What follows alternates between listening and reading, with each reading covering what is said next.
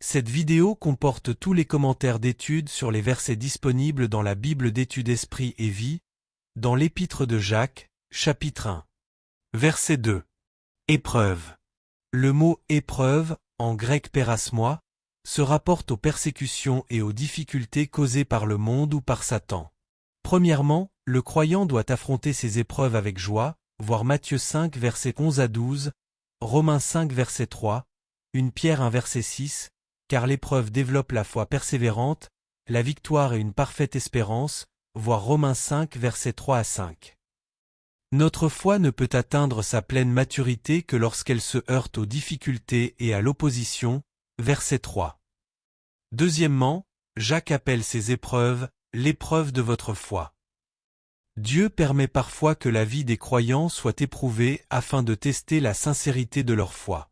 Nul par l'Écriture n'enseigne que les difficultés de la vie sont la preuve irréfutable du décret de Dieu à notre égard. Au contraire, elles peuvent démontrer que Dieu reconnaît que nous lui sommes fermement attachés, voir Job chapitre 1 à 2. Verset 4. Afin que vous soyez parfaits. Parfait, en grec téléio, communique l'idée biblique de maturité, définie comme une sincère relation avec Dieu qui porte du fruit, et ce, en faisant un effort véritable de l'aimer de tout notre cœur à travers une consécration, une obéissance et une pureté sans partage, Deutéronome 6 verset 5, 18 verset 13, Matthieu 22 verset 37, voir 1 Thessaloniciens 2 verset 10, note, voir l'article sur la sanctification. Verset 5. Si quelqu'un d'entre vous manque de sagesse.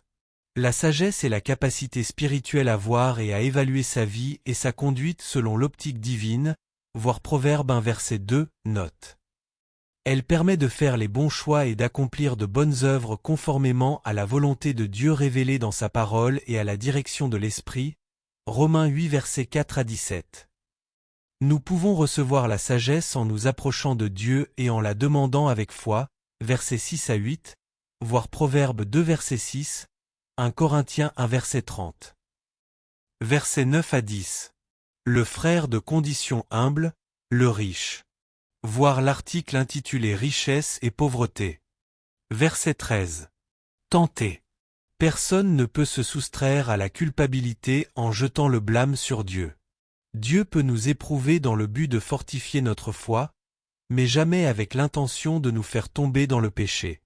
La nature de Dieu prouve qu'il ne peut pas être une source de tentation qui mène au péché, voir l'article sur les attributs de Dieu. Verset 14. Par sa propre convoitise.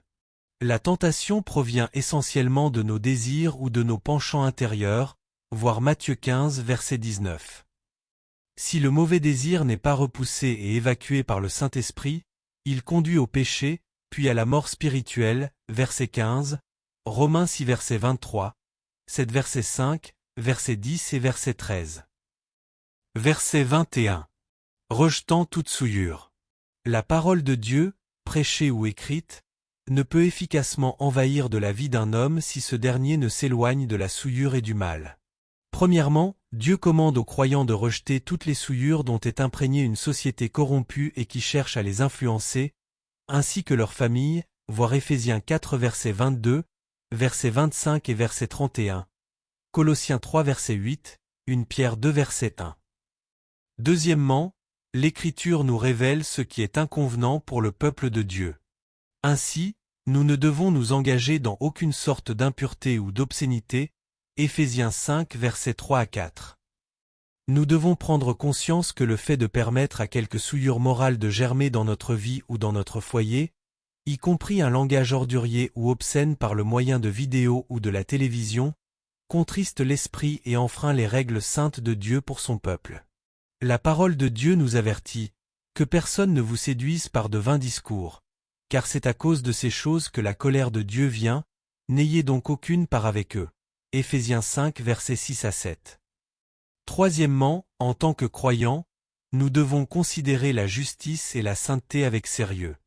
Nos maisons doivent être propres, remplies de la parole de Dieu et de la sainteté de Christ, voir Matthieu 12 versets 43 à 45, voir l'article sur la sanctification. Verset 21. La parole qui a été plantée en vous. Les chrétiens commencent leur nouvelle vie en Christ en passant par la nouvelle naissance au moyen de la parole de la vérité, verset 18, voir l'article sur la régénération.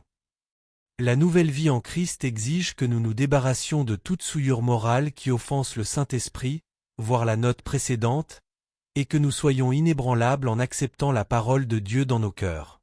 Le terme « planté », en grec amphuto, sous-entend le fait qu'il est important que la parole devienne partie intégrante de notre nature.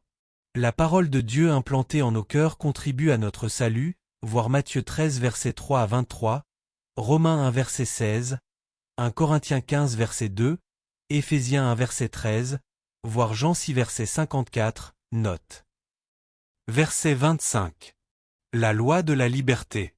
Cette loi, voir chapitre 2 verset 12, est l'expression de la volonté de Dieu intériorisée dans notre cœur par la présence du Saint-Esprit, voir Ézéchiel 11 versets 19 à 20. Par la foi en Christ, nous recevons non seulement miséricorde et pardon, chapitre 2 versets 12 à 13, mais aussi le pouvoir et la liberté d'obéir à la loi de Dieu, Romains 3 verset 31, voir 8 verset 4, note. Elle est appelée « loi de la liberté » parce que le croyant désire faire la volonté de Dieu. Je marcherai au large, car je recherche tes ordonnances, Psaume 119 verset 45. Elle ne doit jamais être considérée comme une liberté d'enfreindre les commandements de Christ, mais plutôt comme une liberté et une puissance d'y obéir. Verset 27. La religion pure et sans tache. Jacques donne deux principes qui définissent le contenu de la vie chrétienne authentique. Premièrement, un amour authentique pour ceux qui sont dans le besoin. À l'époque du Nouveau Testament, les veuves et les orphelins n'avaient pas beaucoup de moyens pour subvenir à leurs besoins. Souvent, ils n'avaient ni tutelle, ni aide. Les croyants étaient exhortés à manifester les mêmes soins et le même amour que Dieu vis-à-vis des veuves et des orphelins, voir Deutéronome 10 verset 18, Psaume 146 verset 9, Matthieu 6 verset 32, voir Deutéronome 24 verset 17, note, Psaume 68 verset 5, note. Aujourd'hui parmi nos frères et sœurs en Christ, sont ceux qui ont besoin que l'on prenne soin d'eux.